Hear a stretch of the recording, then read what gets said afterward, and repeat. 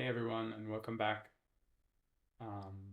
Today we want to talk about an important topic, which is trusting your doctor and trusting the team around you. Not easy. Um, there's a lot to be said around making sure you have good access to care, but it's not only about having access to doctors, it's also trusting them and feeling like they have your best interest at heart and you connect with them, uh, especially for a topic like cancer. And at least for me, I would say that trust is something that you feel, but it's also something that you can maybe use your partner or your spouse to explore a little bit more if it's like a good match to go forward with that doctor and that team Mm-hmm. because you literally put your life in their hands.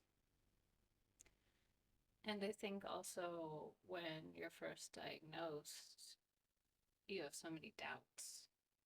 I remember having so many doubts that I could have easily gotten taken away with them towards my doctor had I been given too many options or thought about it too much.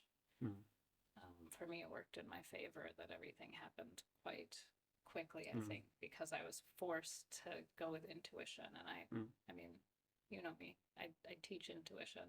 I I trust intuition. That the gut feelings, the mm, what comes up for me in the first 2 seconds. I know that to be truth. mm, Um, so that helped me to trust my doctor and make mm, sure that things were headed down the right path. But that said, even with that background and that sort of faith in intuition,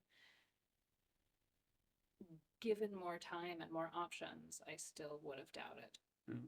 in that moment because it's just so big. Yeah. Yeah, I think in your case also, you were diagnosed by accident Mm-hmm. and you were referred to this doctor who you had never met. Mm-hmm. And I think he took quite a lot of time. He did. And at the same time, I think what he did really well for you was that there was a point in the conversation where he also just moved it forward. Mm. Like he took a lot of time to get you comfortable and make you understand what the situation is and Mm-hmm. that there's a very clear path in your case. It's not like a big Yeah. we could go here, we could go there. It Yeah. was like very much like, look, in your case, the guidelines are very clear, like this is what we should do and I feel comfortable we can do it. And then at some point he said, okay, so when are we gonna schedule? Like when do you want to do the surgery? Mm-hmm. Like already in the first meeting, basically. Yeah. And I think that was good, like it felt like you connected with him very well by having Mm-hmm. time and Yeah. exploring the topic. But then, as you also said, then not beating around the bush forever, but then just say, okay, like if this is what we have to do, then let's do it. Yeah. Yeah. That was really good for me. Yeah. And I'm thinking about how that particular doctor was good for me and how it's going to be so case dependent based on people's needs and how they feel safe. Like maybe they feel safe in the hands of the best oncologist, or maybe somebody who just got out of med school who's like fresh and open and Mm, more empathetic, perhaps, than mm, some seasoned people that have yeah. seen too many sad stories. Yeah. And some people like the very optimistic doctor, and maybe some people don't like the Mm-hmm. you're gonna beat this, Mm-hmm. like I guess it's also situational. Yeah, yeah. And interesting, in my case, it was actually a little bit different because Very different. I was also diagnosed a doctor that I hadn't met before, but there were some symptoms, so I was referred and I met him, and he was very clear when I met him that there's a good chance I'm gonna survive. In hindsight, when he did the first physical exam to then send me to an ultrasound. In hindsight, I think he already knew then, He did. but he didn't say it. And I think it's part of the reason why probably I didn't feel so much trust looking back at it. Oh, really? Yeah, because when I got back to him, he said, whenever you have the ultrasound, just come and see me. I'm like, no appointment? He's like, no, no, we'll find time for you. So clearly he knew there's a good chance it's cancer. And then when I saw him, he was basically like, okay, we're just gonna do surgery later this week, da da da. And it felt okay. It didn't feel bad.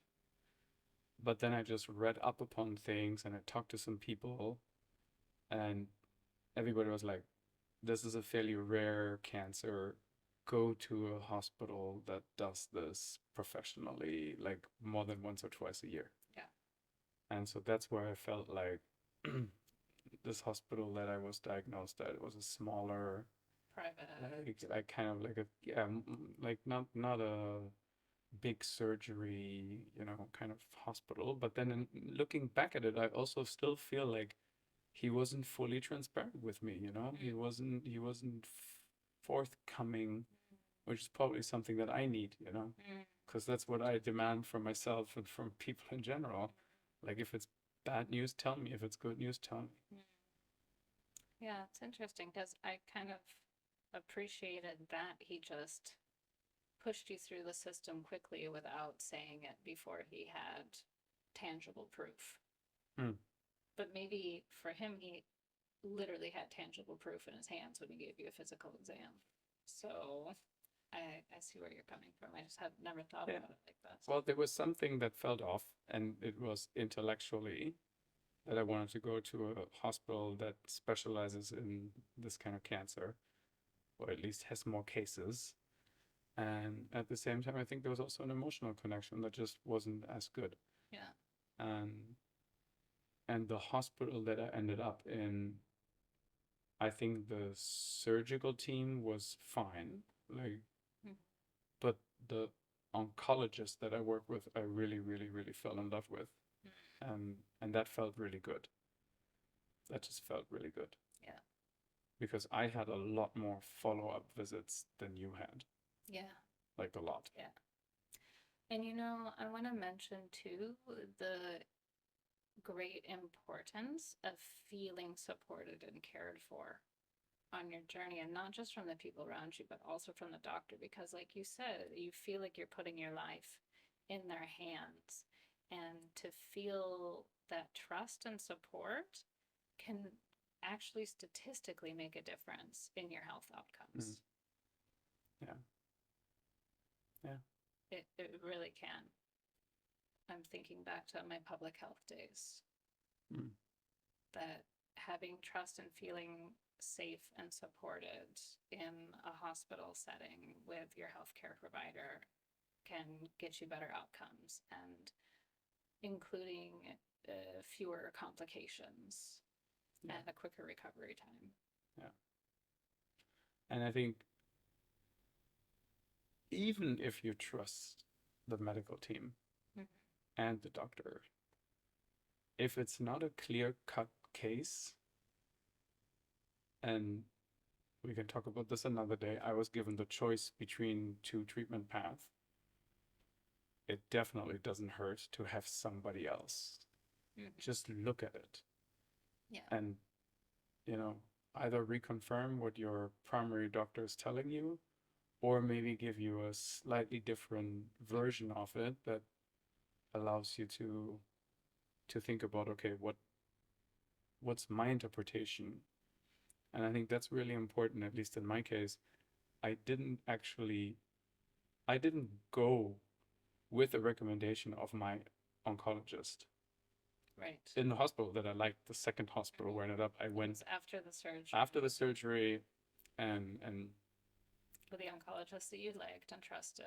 exactly, and he recommended 2 rounds of chemo. And then I wrote to another guy who was like, Preventative. well, kind of like, we're not sure if it's beaten. It probably is beaten, but you know, you're really gonna likely beat it if you take 2 rounds of chemo.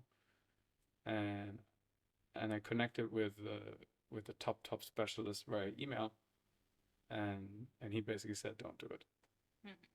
He said I would never recommend this in Yeah, any case. yeah. He said, don't do it. And then I went back to my oncologist, who gave me the option. He said, you know, do the chemo or don't do the chemo, but you gotta decide. And I said, I don't want to do the chemo, even though he said, you know, he would lean towards it because he's very conservative. And I said, I don't want to do the chemo. And he was like, great choice, let's go with that. And that to me was a very special moment. It really, like, today still is a special moment that I knew I could trust this man with anything that would come my way. Because even when I didn't go the way that he recommended in a whatever 50-50 2 options, and he was still fully supportive of me. And that felt really, really nice. And that made me realize this is the doctor that I'm going to go with. And there were some bumps on the road for sure, but he was always listening, and I could trust him. So good. So good. So good to have doctors we can trust. Yeah. And if we don't trust them, we should try to find a new doctor. Yeah, if you can. If you can. Or ask for another doctor in the same hospital if it's the only hospital that is within reach. Or it's okay. It's okay to ask for what's best for you in that moment. Absolutely. And we all should. If we know something's not right. Yeah. And often it's hard, especially I think in a medical emergency, but also with doctors in general, who we have a lot of respect for because they're extremely well trained, and yeah, they're the experts.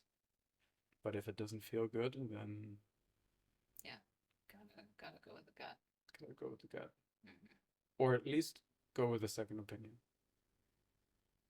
Ask for a second. Ask for a second opinion. Yeah, sorry, not go for it, but at least ask for a second opinion. Good stuff. Good.